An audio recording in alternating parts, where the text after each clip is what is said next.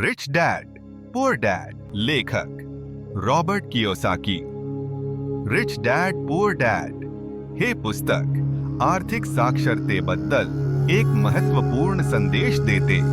लेखक Robert Kiyosaki यांनी दोन वेगवेगळ्या विचारसरणींची तुलना केली आहे।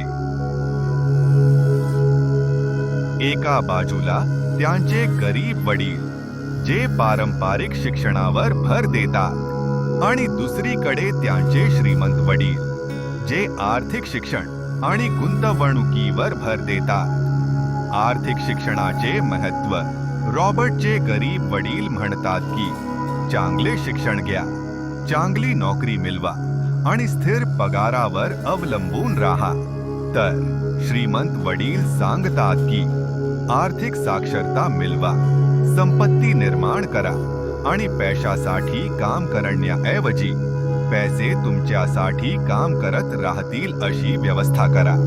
2. मालमत्ता व दायित्व पुस्तकात मालमत्ता ॲसेट्स आणि दायित्व लायबिलिटीज यांच्यातील फरक स्पष्ट केला आहे।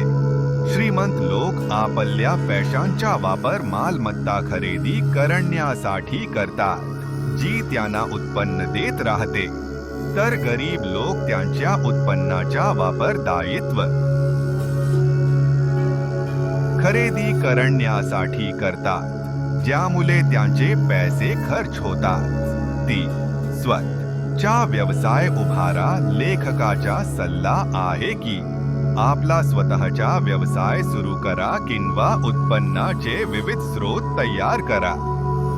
नोकरीवर अवलंबून राहण्याऐवजी उत्पन्नाचे स्वतंत्र स्रोत निर्माण करणे महत्त्वाचे आहे, जेणेकरून आर्थिक स्वातंत्र्य मिळवता येईल।